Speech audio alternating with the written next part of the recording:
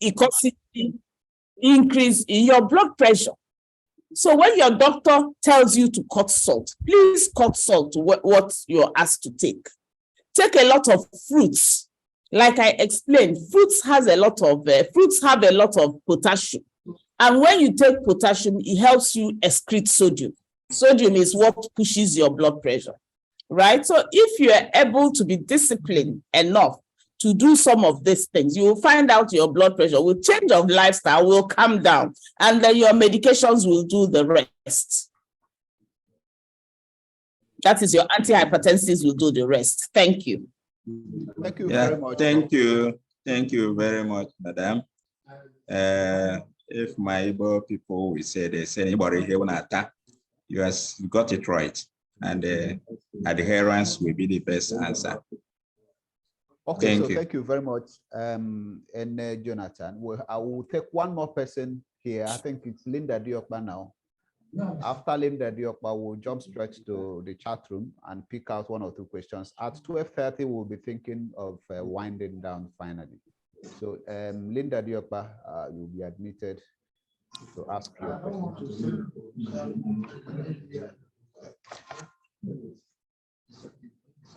Okay, can you hear me, Dr. Go? Yes, please go ahead. I can hear you, Linda. Okay, thank you, Prof. Thank you so much for the presentation, and it's more or less like a lecture 101 about the kidney. So my question is this: I had an interaction because I used to have a health program on radio, and I had interactions with, I did a program on issues around kidney, and I had interactions with people who did kidney transplants. And one of the feedback I got from them is that for kidney transplants, both the donor and the receiver are usually placed on drugs for life. That's one. Then two, they are required to go once in a year back to the source where the transplant was done. Oh, you don't see, man. Then three, okay, that's why they don't usually live beyond at most 2 years. So I just want to verify or confirm. I didn't get the third question, sorry. The last question is that they don't live beyond 2 years after the transplant. That is always a miracle when they live beyond 2 years after the transplant. Even after they are placed on medications. So I just wanted to verify, because those people that interacted with, one or two of them had passed on even after this transplant. So I wanted to find out or verify if this is true. Then why do we now undergo all the wahala of transplant? And at the end of the day, both, especially the receiver, does not stay as long as expected. Thank you. Yeah, Linda, thank you so much. I'll start from the last, and I'll boldly tell you that is a fallacy, it's a lie, that they don't live beyond 2 years. I mean, if they don't live beyond 2 years, like you rightly said, why do we go through that trouble? No, heck no. Heck no. If you adhere and comply, you take your medication the way you're required to take it, you will live for long. I mean, all of us, even people that don't have kidney disease or don't have transplant die, right? So it has nothing to do with the transplant. The thing about transplant is that, first of all, it starts up with getting the right kidney from the right person. The right person to donate kidney for you is somebody that is related to you, living related donor, right? Because your DNA is close to his own. You are not likely to reject. And even because we give a lot of drugs to stop rejection, even when we give, the drugs we'll give will be less. After some years, they cut down the drugs you're giving to prevent rejection, right?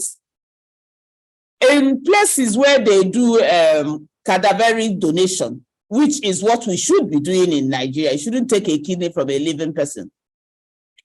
That is what we should, cadaveric donation is what we should promote, because a lot of kidneys are wasted.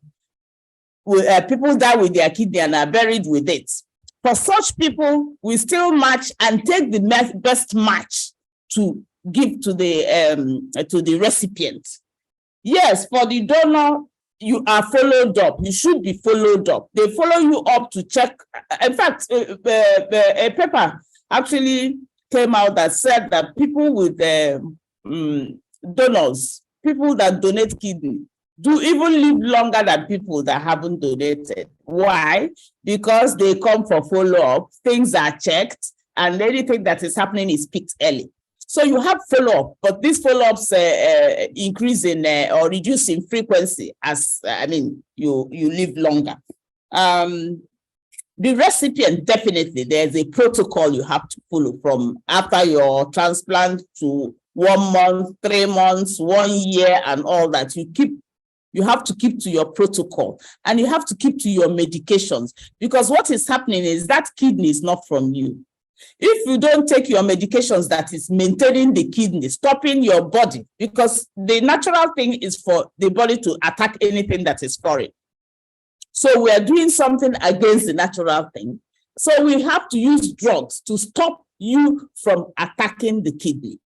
That is why they're on several drugs. And what I found out in Nigeria, that's what we handle. Many of us cannot afford so many of the expensive drugs they are on. I recall one lady who brought the son. By the time the son came, the kidney had rejected because she couldn't afford to continue buying the medications. Yes, she had the transplant. She put up money together to have the transplant, but she could not afford to continue buying the medications. And of course, if you don't buy the medications, the kidneys will be rejected, because that's the natural thing your body does, to throw out a foreign object. So that is what happens in our people. Abroad, people live for donkey years, 15, 20 years, 40 years with transplant kidney. Our problem is having enough money to do what we need to do, to be followed up appropriately and adequately. Okay? So people live beyond 2 years when you're followed up properly. No doubt that some people will have complications. That is life. If you have complications and you lose the kidney, that is it. But if you're properly followed up, properly managed, the odds are that you will do well. Linda, is that okay? Yeah, Linda. yes, very clear. Thank you very much, ma'am. Thank you. Okay, good. Back to the chat room. We have Solomon Okoje with a question. I think in reference to your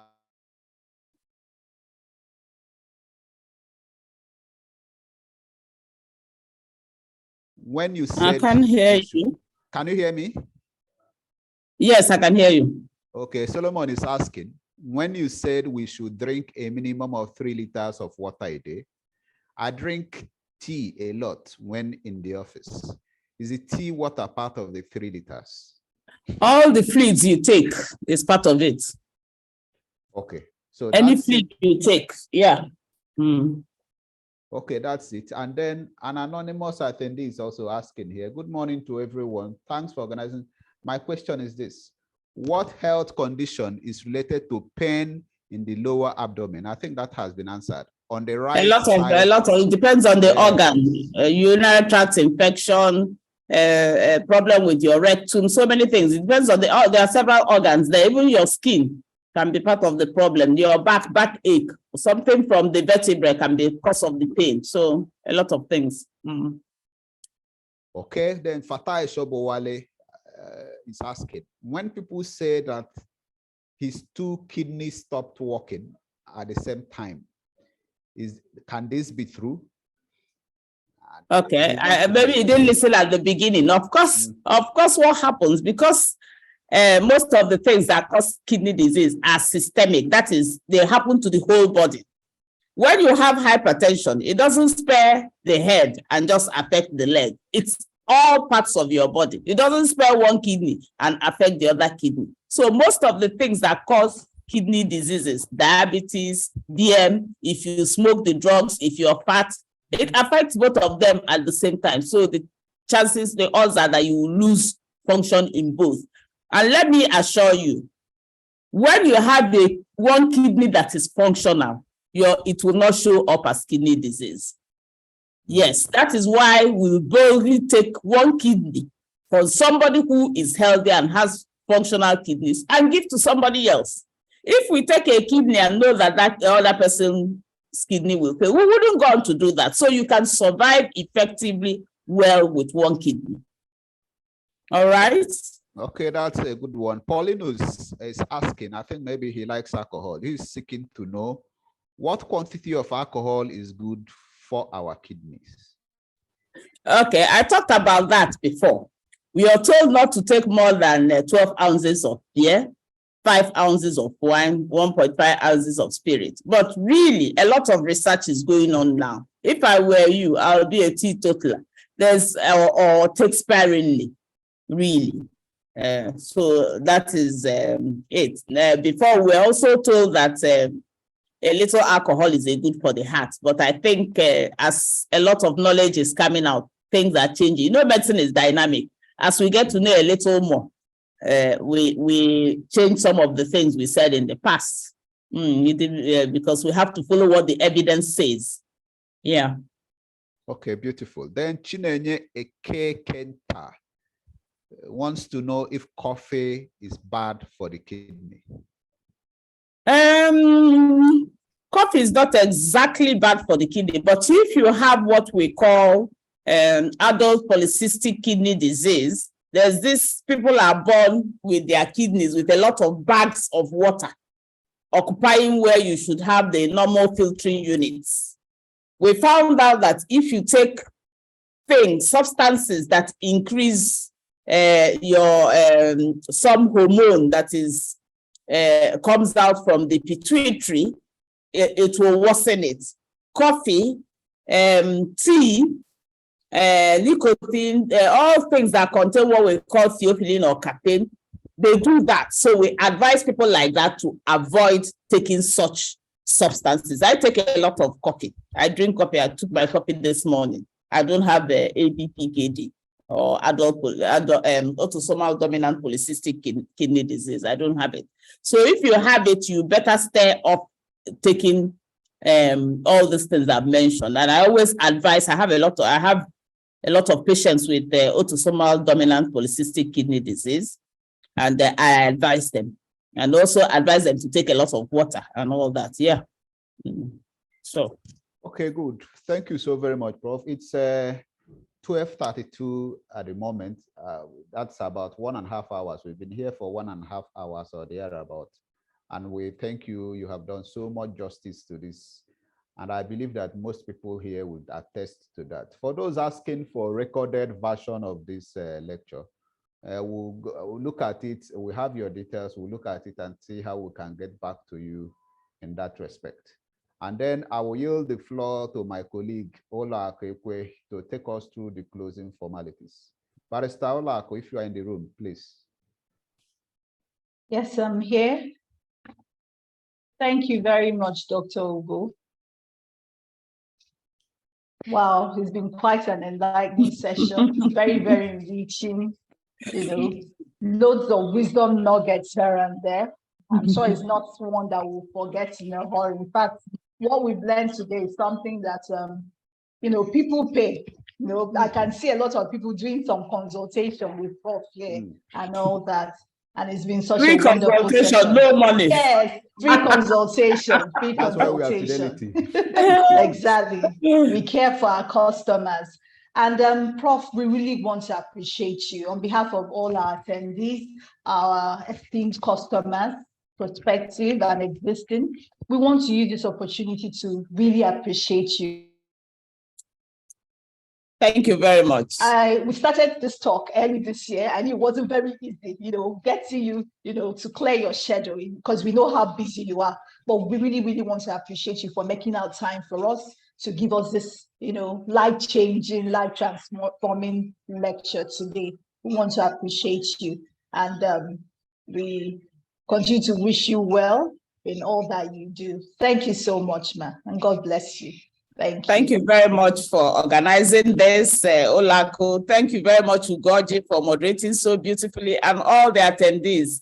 Thank you very much. I hope your life was enriched. Yes, thank you so much. And bye-bye, everyone. Thank you. See you next time. I'm always available. Bye. Thank you so much, everyone. Thank you. Thank you, all our attendees. We appreciate you all. We'll make the slides available to you. Thank you so much. Thank you.